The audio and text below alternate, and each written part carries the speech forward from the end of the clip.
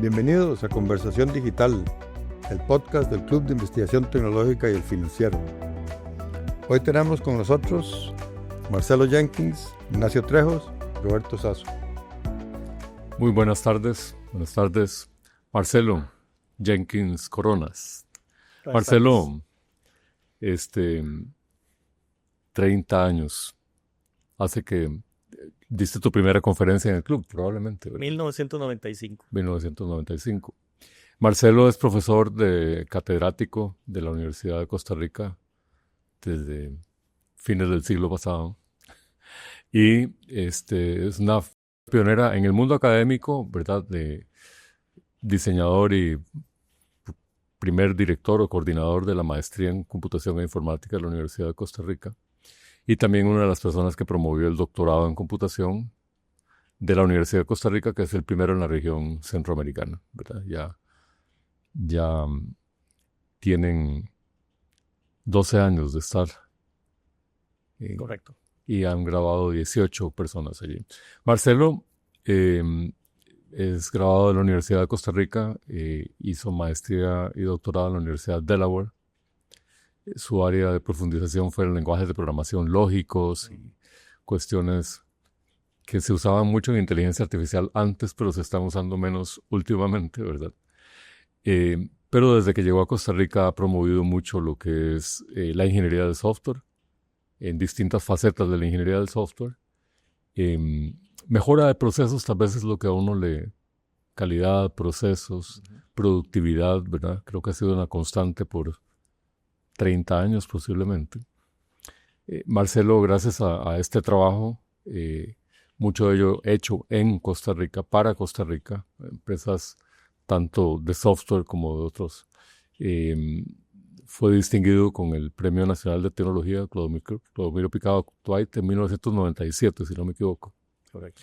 Entonces, Marcelo ha contribuido muchísimo en lo que es el desarrollo de talento, pero también investigación e innovación en Costa Rica y en ingeniería del software en Latinoamérica. Es un gran gusto tenerte de nuevo ahora con un público más amplio, ¿verdad? Que son lectores del Financiero y personas que se van a suscribir, esperamos, cada vez más a este podcast, ¿verdad? Conversación Digital, y estar conversando contigo de nuevo. Muchas gracias. Gracias por la invitación. Muchas gracias, Marcelo. El pasado 28 de mayo fuiste virtualmente a la reunión del club que se tituló El análisis de los sistemas nacionales de innovación, recomendaciones para Costa Rica. En esta charla, Marcelo hace un análisis muy interesante de un índice de innovación que se utiliza para medir y nos compara con diversos países del mundo y hace recomendaciones, yo creo que muy puntuales y muy pertinentes. Entonces, de eso queremos hablar un poquito más hoy. Nacho. Sí, y en el 2018 habías dado una conferencia sobre el estado de las cosas en aquella época y nos dice, bueno, Roberto, Nacho, he estado investigando, ¿verdad? Y viendo lo que ha estado pasando últimamente, ¿verdad? Pero contanos, ¿cuál es la importancia que ha tenido la innovación, la promoción de la innovación, ¿verdad? Y lo que has observado en las diferencias, culturas, países, etcétera. ¿Qué has aprendido en ese proceso de investigación? Este estudio que hice ahora, parte de mi licencia sabática en la universidad, fue una actualización del estudio que yo había elaborado en el 2017, donde hice un análisis de varios sistemas nacionales de innovación de diferentes países, comparándolo también con el de Costa Rica. Y obviamente en 7 años pues las cosas cambian, entonces la idea era actualizar el estudio, los números cambian. Y claramente pues sigue habiendo el problema de que Costa Rica tiene un serio problema de falta de productividad. Doy algunos números. Una hora en promedio trabajada en Costa Rica produce un valor agregado de más o menos $28 en promedio. Esos son los 2,5 millones de ticos que trabajamos. Pero un alemán produce 80 y un irlandés produce $140 por hora trabajada.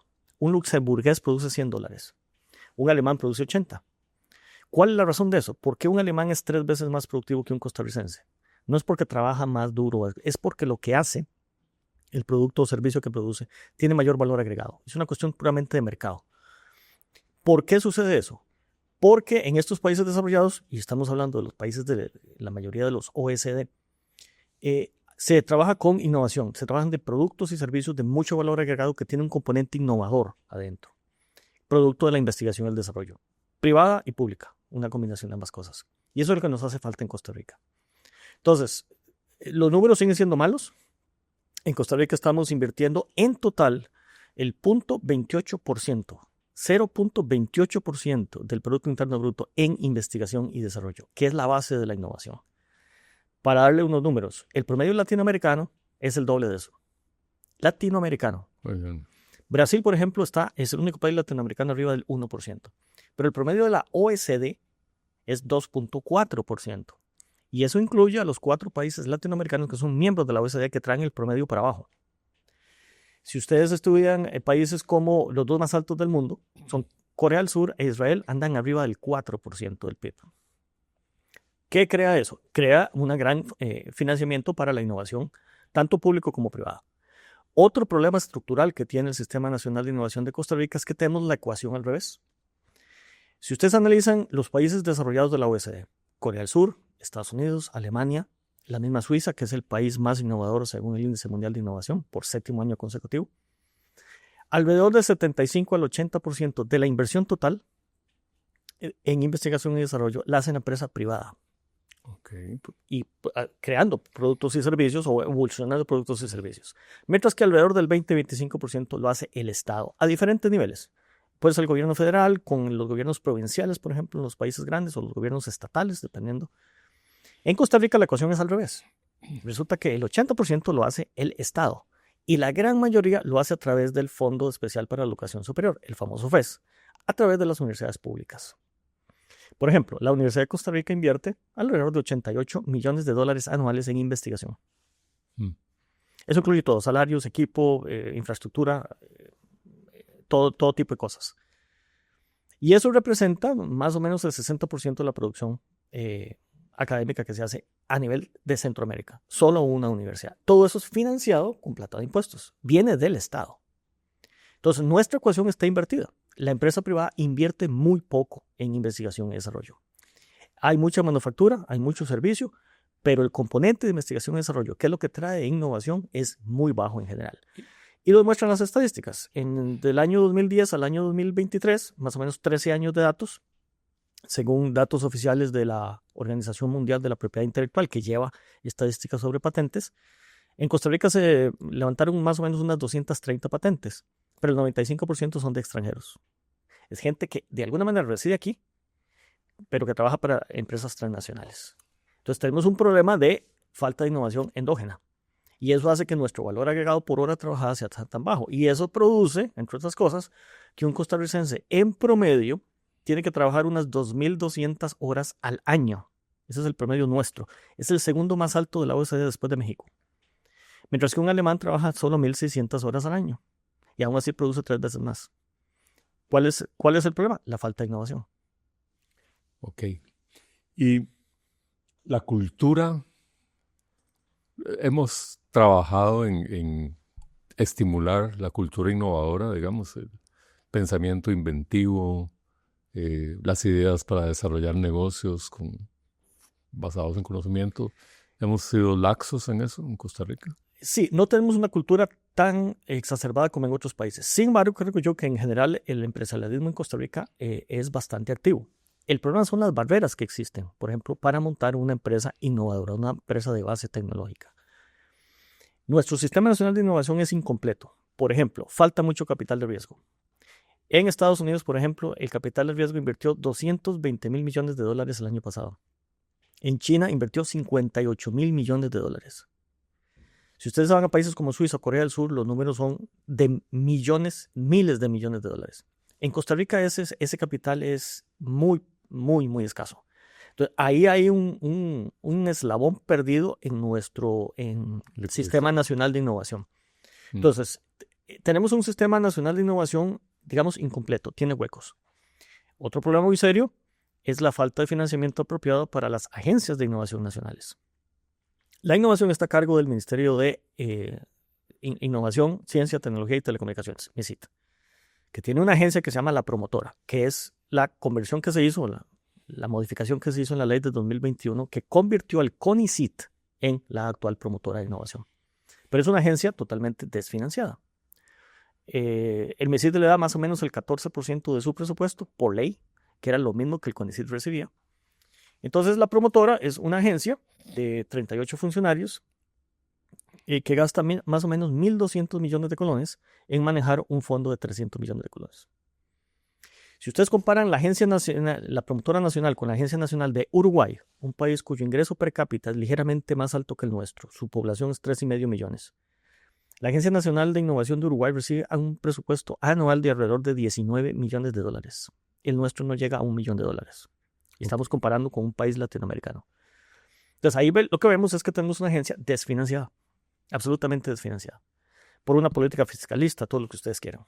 Y hay otras agencias, otros componentes del Sistema Nacional de Innovación que también están totalmente desfinanciados. Por ejemplo, la Comisión de Energía Atómica, sin hablar de la Agencia Espacial Costarricense, que se creó en ley y nunca ha podido ser creada porque simplemente se la dieron al MESID y le dije, ve a ver usted qué hace. No ha sido creada, no ha sido nombrada nada. La Agencia de Gobierno Digital apenas está nombrando sus primeros funcionarios y empezando a trabajar con algunos proyectos. Y entonces es muy difícil llevar a cabo las partes que al Estado le pertenecen. Entonces, Marcelo, pero me parece que donde está el hueco más grande es en el sector privado, por como decís vos, está invertido, ¿verdad? El mes pasado, cuando diste la charla, hablamos de cómo hacer que apoyar al sector privado, cómo incentivar. Y no sé si vos viste, pero hubo un comentario en el chat donde estábamos hablando de una señora que dijo que no solo no incentivan, sino que desincentivan. Porque si vos gastás plata, sos una empresa privada y gastás plata en investigación y desarrollo, no te dejan pasarlo por gastos. ¿Eso es cierto? Sí, existe una serie de instrumentos que los gobiernos utilizan y están estudiados por la OECD y el mismo PIT. Tiene grandes estudios con matrices de los tipos de incentivos que se pueden utilizar para incentivar la innovación, investigación y desarrollo, tanto en la empresa privada como en el Estado. Y uno de ellos son los créditos fiscales. Nunca se han usado en Costa Rica. Muchos países usan los créditos fiscales. Estados Unidos lo hace, Alemania lo hace, Corea del Sur lo hace. Pero ¿cuál es la lógica para no dejarte pasarlo por gastos? Es un gasto de operación. Es una lógica fiscalista. Es que el gobierno no ha entendido que la inversión en investigación y desarrollo produce 2 o 3 veces más de lo que se invierte y debería ser un crédito fiscal. Y es realmente un gasto. Entonces hay un desincentivo a invertir, no gastar, invertir en investigación y desarrollo, porque no lo puedo descontar. No tengo un crédito fiscal al respecto, lo cual es absurdo. Sí, pero es interesante porque recuerdo yo a don Carlos Ceciliano, que por un tiempo estuvo en la junta directiva de Cenfotec, decía, es que contablemente es complicado de manejar, ¿verdad? O sea, ellos, los contadores, no sé si eran las normas que existían en aquella época, ¿verdad? Y demás, o requieren una conceptualización, ¿verdad? Que no sea fiscalista para que se pueda usar bien eso, ¿verdad? Todas las empresas de software de Costa Rica, bueno, la mayoría de ellas han hecho investigación y desarrollo, ¿verdad? Para poder desarrollar las desarrolladoras de software de exportación, pues. Lo que pasa es que no han podido descontarlo fiscalmente. Es decir, exacto. Yo tengo una empresa de software y digo, voy a poner $100,000, voy a nombrar un equipo de 5 o 6 personas, van a investigar durante un año cómo usar inteligencia artificial para mejorar la productividad y la calidad del software que yo hago. Usar LLMs, por ejemplo, modelos de lenguaje grandes, para ver cómo mejoro las pruebas, cómo manejo, voy a investigar eso, voy a investigar herramientas, o voy a desarrollar un mismo plugin para una herramienta que ya existe, voy a entrenar mi modelo. Esos $100,000 que me va a costar esa investigación y desarrollo, no lo puedo descontar. Debería ser así. Eso incentivaría. Y lo otro que se tiene que hacer en Costa Rica. La gente lo hace, pero dice que estaba desarrollando software XYZ, ¿no? Sí, o lo mete como un gasto normal. Pero otra cosa que hay que hacer en Costa Rica también es seguir subir un paso, digamos, en el escalafón de atracción de inversión extranjera directa. Hemos sido muy exitosos en 40 años. La economía costarricense ha cambiado increíblemente de producir 100 o 200 productos a exportar más de 4.500 productos. Este año las exportaciones van a superar los $20,000 millones. El número 1 exportador son los dispositivos médicos por mucho, más de 9,000 millones. Pero las 84 empresas de dispositivos médicos que se siguen expandiendo en Costa Rica hacen manufactura, no hacen investigación y desarrollo en Costa Rica. Bueno, ¿qué tiene que hacer el Estado costarricense para atraer centros, laboratorios de investigación y desarrollo de ese clúster de empresas de dispositivos médicos y de desarrollar dispositivos médicos, por ejemplo, con inteligencia artificial, software, hardware? hecho en Costa Rica, con una unidad de 20, 30, 50 ingenieros bien capacitados. Ahí entra otra razón, que es otro problema que tenemos, que es la falta de talento humano. Tenemos, pero somos muy poquitos. Doy unos números. Si ustedes sacan el número, una métrica que se utiliza es el número de investigadores por millón de personas. Costa Rica anda más o menos en 400. Somos 5 millones de personas, números redondos, 5 por 4, más o menos 2.000 investigadores de lo que hay en el país, reconocidos. Pero, por ejemplo, Alemania tiene 5.500 por millón, o sea, tiene más o menos 6 o 7 veces. Corea del Sur tiene 4.000. Estados Unidos tiene 4.500 por millón. O sea, que per cápita hablando tenemos la cuarta, quinta o sexta parte de lo que tienen los países que realmente invierten. Entonces tenemos una escasez tremenda de recurso humano capacitado. Estamos hablando de investigadores con nivel de posgrado para arriba. Eso nos hace falta en el país. Pero investigadores ¿en qué? También es otro tema, ¿verdad? Hay básicamente 3 o 4 clústeres claramente identificados. Todo lo que es tecnologías de información y comunicaciones, y hay un clúster importante, tanto nacional como extranjero en el país. El otro son toda la parte de ciencias de la vida, y ahí incluyo dispositivos médicos. Pero ciencias de la vida va más allá, microbiología, por ejemplo, medicina, inclusive veterinaria. El área de microbiología, medicina, veterinaria, ciencias de la vida en general, es el clúster más grande y más desarrollado de investigación en Costa Rica por mucho, dado el número de patentes, publicaciones y todo esto que existe. Pero es nacional típicamente. Se hace muy poca investigación en Costa Rica en ciencias de la vida. Entonces estamos hablando de tecnologías de información, ciencias de la vida, incluyendo dispositivos médicos, que ya existen los clústeres de empresas nacionales. Lo que tenemos que ahora es dirigir los esfuerzos que hace Procomer, ICOMEX, CINDE, para atraer unidades de investigación y desarrollo a nivel nacional. Pero para eso necesitamos el talento humano en suficiente cantidad para poder producir. Por ejemplo, traer un centro de investigación y desarrollo para semiconductores y empezar a desarrollar chips acá. Aquí ya se está haciendo. Hay empresas haciendo chips en Costa Rica desde hace muchos años. Pero hay que expandir eso. Más allá de las empresas de tecnología de información que ya están en el país en zona franca, ¿cómo logramos que esas grandes empresas, IBM, Microsoft, Amazon, traigan centros de investigación y desarrollo al país, más allá del desarrollo de software? Bueno, ya tenemos que traer a los investigadores. O formarlos nosotros. Lo cual me lleva al otro problema que tenemos. La escasez de gente que se gradúa en las universidades de las carreras STEM. Ciencia, tecnología, ingeniería y matemática. Y ahí incluyo STEM con una M. No con 2 M's. La segunda M que uno le agrega es medicina, que es las ciencias de la salud. Okay. Excluyendo ciencias de la salud, usando la definición formal de STEM, Costa Rica gradúa a nivel universitario, a todo nivel, el 17% del total de los graduados nacionales universitarios, público y privado junto, son en carreras STEM. Pero usted va a Corea del Sur, usted va a Israel, y usted va a Luxemburgo, y va a Suiza, y ese número es arriba del 30%. Más del doble, porcentualmente hablando. Ahí tenemos un problema. Hace 40 años en Taiwán era el 65%. El otro día, cuando diste la charla, mencionaste que Israel y Corea del Sur son los que más invierten en investigación y desarrollo, y alguien te dijo, sí, pero eso mete un montón de plata en cosas militares. Y sí, todos nos echamos para atrás y sí, debe ser, ¿verdad? Pero esta semana estuve conversando con una muchacha tica que vive en Corea y me dijo que no, que en Corea todas las cifras que publican de R&D separan la investigación militar y la ponen, es otro R&D que tienen ellos, entonces son realmente espectaculares, ¿no? La inversión es enorme y la inversión las hacen, por ejemplo, las grandes empresas coreanas, Samsung, por ejemplo, LG, apadrinan a startups y les dan inclusive financiamiento y promueven la creación de nuevas empresas y tienen los centros de la economía del futuro, que hay 20 a través de Corea financiados por empresas. Entonces Samsung es el padrino de una de ellas y Samsung paga todos los gastos y es básicamente una incubadora de startups tecnológicas. Hay la gente pensando, yo creo que la idea original es de Nacho, de crear un fondo de venture capital para empresas de base tecnológica, en específico tecnología de información. Y porque hay un grupo de, no sé qué serán, Nacho, 12, 15, 20 gentes que formaron empresas hace 20, 30 años y fueron muy exitosos. Y, digamos que eso se logre, crear un fondo de capital de riesgo. Otro problema que hay como si nos hicieran falta, es la falta de un mercado de capitales donde puedas tener una estrategia de salida. El exit strategy aquí no existe. No puedes hacer IPO. Y vender una empresa, qué difícil, ¿no? Podrías hacer un IPO en la Bolsa Nacional de Valores, pero ¿cuál es la liquidez de eso? Sí, nada. ¿Quién es el comprador de eso? No. No hay un exit strategy. Al no haber un exit strategy, entonces no va a haber financiamiento de capital de riesgo porque el capital de riesgo quiere 2, 3, 4, 5 años y voy para afuera. Los emprendedores aquí hacen empresa para heredársela a los hijos. Pero si vemos casos de varias empresas de software muy exitosas que se fundaron hace 20, 30 años, que ya fueron vendidas a empresas más grandes y excelente. Bueno, sigamos en ese ciclo.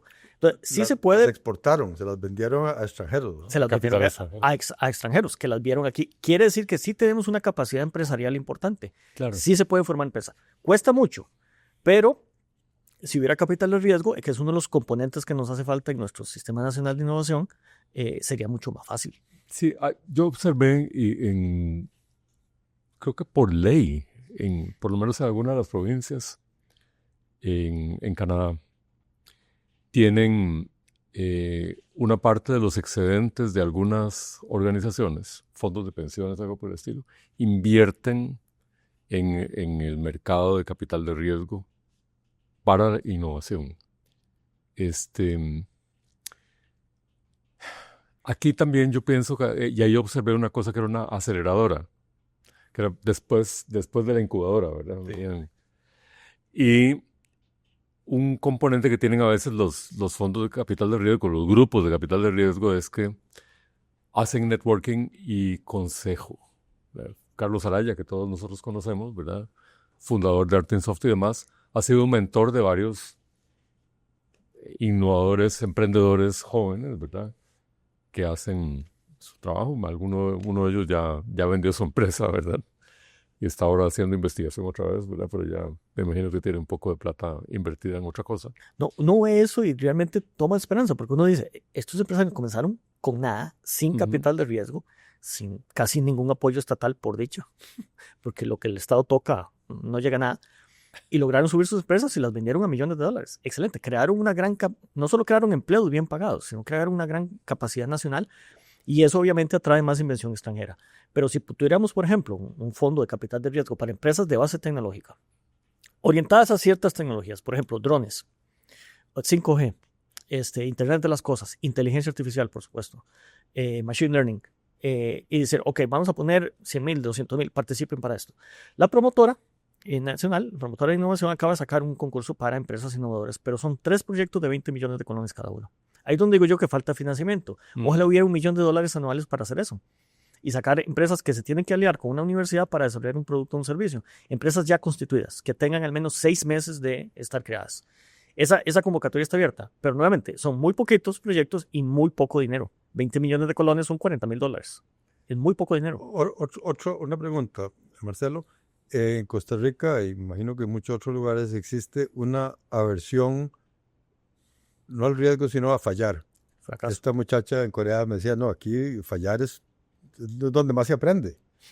Y sí, es una manera rápida de aprender. Vaya y quiebre algo, ¿eh? Aquí, en el Estado, es prohibido, ¿no? Entonces, si vos decís, mire, desarrolleme esto, no, ¿sabe qué? Me pegué contra una pared y llegué a la conclusión de que eso no sirve. Y usted está en serios problemas. Pero eso ha permeado al sector privado también. Y entonces existe ese miedo a fallar que paraliza totalmente. ¿Qué podemos hacer al respecto? Esa es una cuestión cultural y parte del estudio es entrar en el tema de cuál es la cultura de innovación que un país debe promover y enseñarles, sí, que fracasar es parte del éxito a entender qué no se tiene que hacer. Y tiene que ver mucho con que este es un país pequeño y las empresas son familiares y todo el mundo conoce a todo el mundo y entonces tiene que ver con eso. Pero sí, fracasar, qué sé yo inicio hoy con 2 par de amigos en un garaje, una empresa de IA y al año fracasamos y hay que cerrarla y perfecto, algo aprendimos al respecto. No deberíamos sentirnos avergonzados por hacer eso. Pero es parte de la cultura latina, por cierto, eso es muy dado en toda Latinoamérica. Pero es algo que hay que romper. Mira, y el sistema de banca para el desarrollo no podría, una parte de eso, darle capital semilla, digamos, a esto y tal vez recibir otras Y lo está haciendo. Contribuciones. Banca para Desarrollo está haciendo un papel importante en empresas de base tecnológica y de otro tipo de empresas. Ok. A través de las incubadoras, por ejemplo, Auge, que es la incubadora de la Universidad de Costa Rica. Ajá. Hay varias empresas que han sido incubadas con capital de Banca para el Desarrollo y han sido exitosas. Y ahora son empresas totalmente válidas en el mercado. Ya salieron de la incubadora y fueron aceleradas. Auge es básicamente una aceleradora con financiamiento de Banca para el Desarrollo. Pero Y funciona bastante bien. Sin garantía prestan. Hay ciertas condiciones, pero no es una garantía hipotecaria, por ejemplo. Ok. Entonces, sí está pensado para empresas de este tipo que están apenas comenzando, tienen un prototipo de un producto o un servicio que quieren llevar a algo más grande y crearlo ya en algo comercializable. Están en esa etapa, pero son básicamente aceleradoras. Banca para Desarrollo sí no puede estar... Pero hasta la fecha nunca he conocido a nadie que preste plata contra el código fuente. O No. contra el modelo que me fumé de tal cosa, ¿no? La única manera es Banca para Desarrollo. O si estás en 2 o 3 eslabones atrás de eso y estás simplemente con una idea y querés empezar a trabajar en ella, tendrías que aliarte con una universidad. Por ejemplo, si uno fuera un empresario o una universidad, aliarse con un empresario e ir a participar por estos fondos de la promotora. Pero nuevamente son limitados. Son únicamente $40,000. Y me van a pedir un pedacito del patrimonio, a No. cambio. No, son no reembolsables. Ok. Ah. Ok. Cuando presenté a Marcelo hace un ratito, ¿verdad? No fue intencional, pero omití decir que había sido ministro de Ciencia y Tecnología y Telecomunicaciones. Ya tenía la T de Telecomunicaciones en ese Ya entonces. tenía la TDT. Pero no tenía la I de Innovación aún. Estaba ahí, pero simplemente no se usaba. Ahora la usan. Ahora ya la usan. Entonces ahora sí, somos parte en innovación, ciencia, tecnología y telecomunicaciones. Casi nada. Y nuevamente, mi queja total sigue siendo el ministerio más desfinanciado de toda la administración pública. 8.500 millones, ese es el presupuesto De colones. total de colones. Sí. Total por todo el año. Y de ahí tiene que mantener, por ejemplo, a la promotora. Todo el presupuesto de la promotora sale del MISID. Ok. Tiene que mantener a la Comisión de Energía Atómica, que es una agencia pequeñita. Tiene que mantener a la Agencia Nacional del Gobierno Digital y tiene que mantener a la parte del ECA, que es la agencia de acreditación. Esa no totalmente, esa se autofinancia un poco. Ok. Cuando mejor le fue al gobierno digital era cuando estaba bajo el alero del ICE, ¿verdad? Sí, que era, después pasó por Hacienda, después salió y ahora... Estuvo en Raxa, pero Finalmente se creó la agencia, como tienen muchos países, pero no realmente ha podido despegar. Ha sido muy lento el despegue por la falta de financiamiento del MISIT. y empezamos hace 25 años con esa vaina del gobierno digital, ¿no? Pero mi pregunta iba por aquí. En tu estudio de varios países, ¿verdad? Y sus modelos de innovación, ¿cuánto ha pesado el que sea política de Estado, no del gobierno de turno, el desarrollo innovador, la promoción de la innovación y todo lo demás? En los países que invierten grandes cantidades de dinero en investigación y desarrollo, hay una política clara, hay un plan de desarrollo. Llámese los sistemas, digamos, de innovación más desarrollados, el de Corea del Sur, el mismo de suizo, que nadie sabe, pero está como oculto, pero es muy, muy desarrollado, increíblemente bien financiado, al ritmo de más o menos $2.000 millones al año, en un país de 8 o 9 millones de habitantes, que es, digamos, el doble de Costa Rica. Imagínense si tuviéramos ese financiamiento para investigación y desarrollo, a todo nivel, ¿verdad? A nivel federal y obviamente los sistemas, incluidos el sistema chino, por ejemplo, totalmente descentralizado en las provincias. El dinero de las provincias y las ciudades para hacer investigación y desarrollo llueve a raudales. Parte de los 58.000 millones del capital de riesgo que sea, viene de los gobiernos provinciales y de las ciudades. Las ciudades tienen un montón de dinero, producto de impuestos, que el mismo alcalde es el que invierte. Uh-huh. Por eso ustedes ven una fábrica enorme de Tesla en China. El terreno se lo dio el gobierno de Shanghái, Claro. la ciudad. Entonces, hay una inversión enorme y simplemente eso lo que hace es empoderar el empresarialismo y crear empresas de base tecnológica. Y ahí es ustedes donde han visto el despegue de esos países. Okay. Bueno, yo quiero darte las gracias, Marcelo, y pedirte que por favor sigas arando, seguir hablando de la necesidad de que el país entero entienda la necesidad de hacer investigación para poder tener innovación y poder ser más productivos, ¿verdad? O sea, es bastante obvio y el hecho de que no hayan puesto atención todavía no es razón para desistir, ¿verdad? Y quiero agradecer a todos los que nos han visto hoy y pedirles que por favor se suscriban y nos sigan acompañando. Muchas gracias. Muchas gracias. Muchas gracias, Marcelo.